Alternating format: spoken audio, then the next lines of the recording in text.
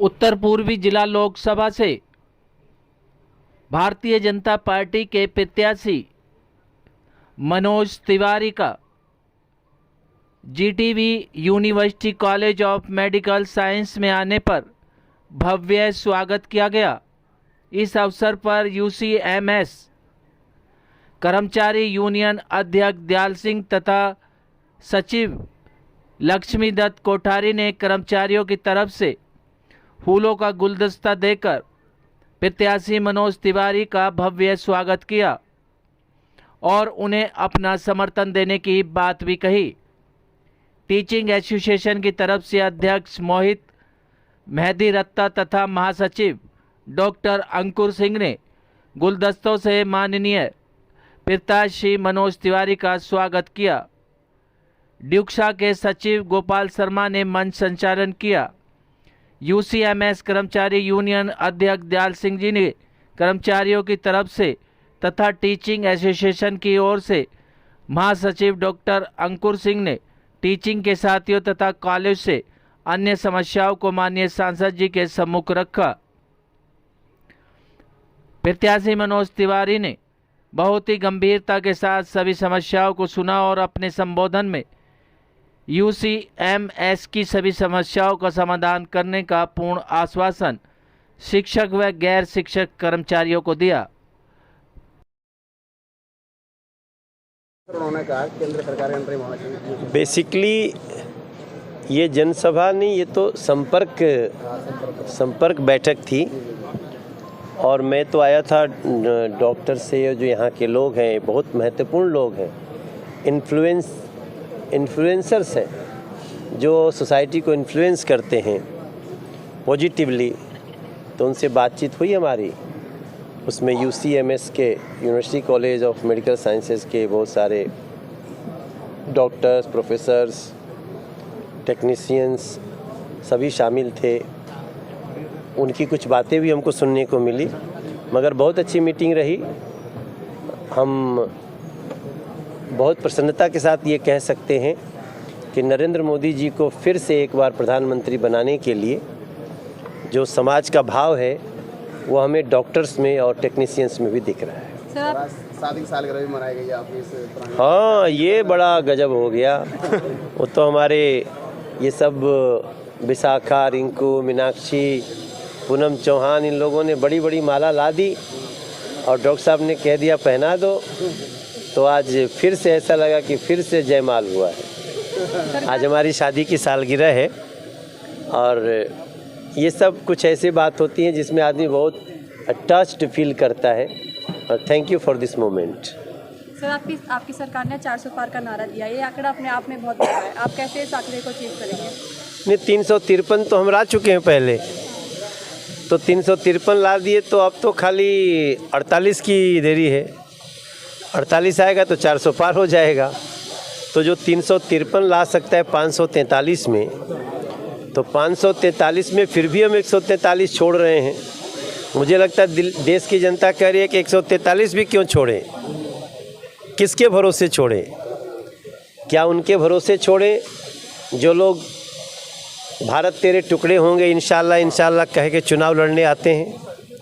क्या उनके भरोसे छोड़ें जो भारत की सेना को गाली देते हैं? क्या उनके भरोसे छोड़ें जो लोग मुख्यमंत्री पद पर रहते हुए भी जेल में जाने वाला काम करते हैं?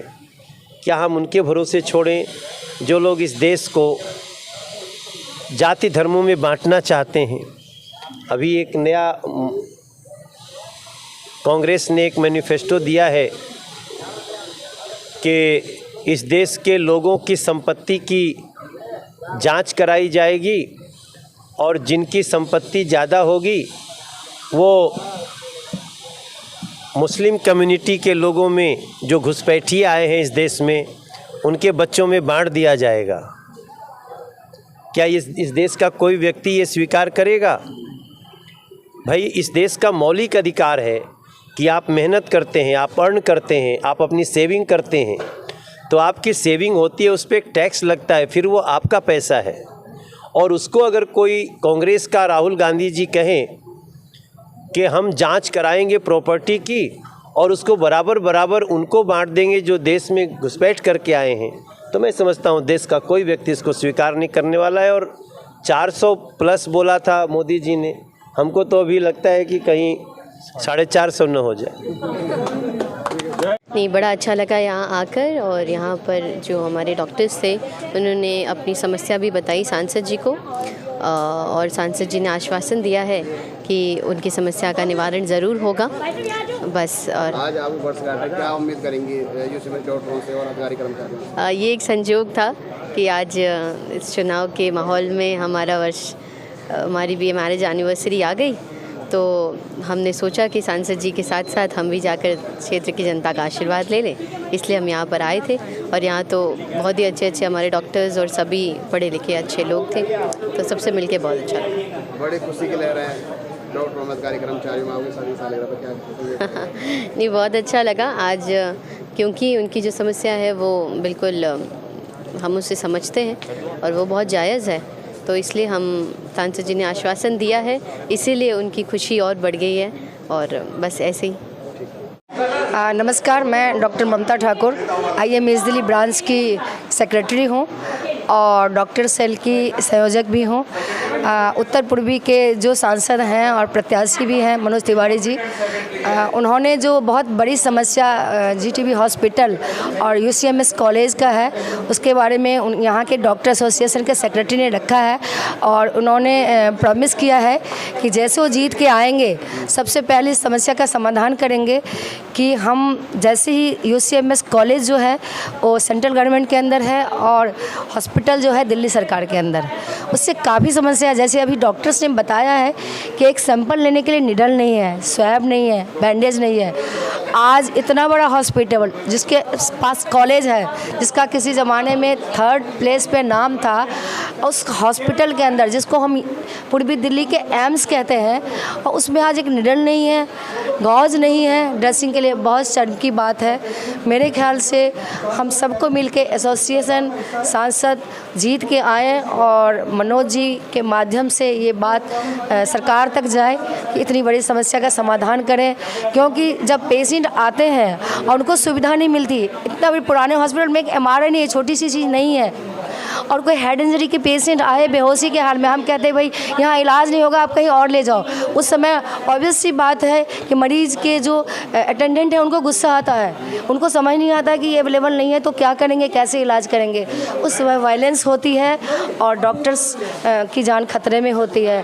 तो हम चाहते हैं कि मनोज जी जीत के आए, उनको शुभकामना। और जो इस हॉस्पिटल की बड़ी समस्या है, 2 जगह बंटने की समस्या को समाधान करें, UCMS को सेंट्रल के अंदर ही रहने दे, जिससे कि जो डॉक्टर्स स्टाफ काम करने वाले हैं 2000 से ज़्यादा, उनकी रोजी रोटी बने रहे, अच्छे से काम कर पाए और मन से काम करें। बहुत बहुत धन्यवाद।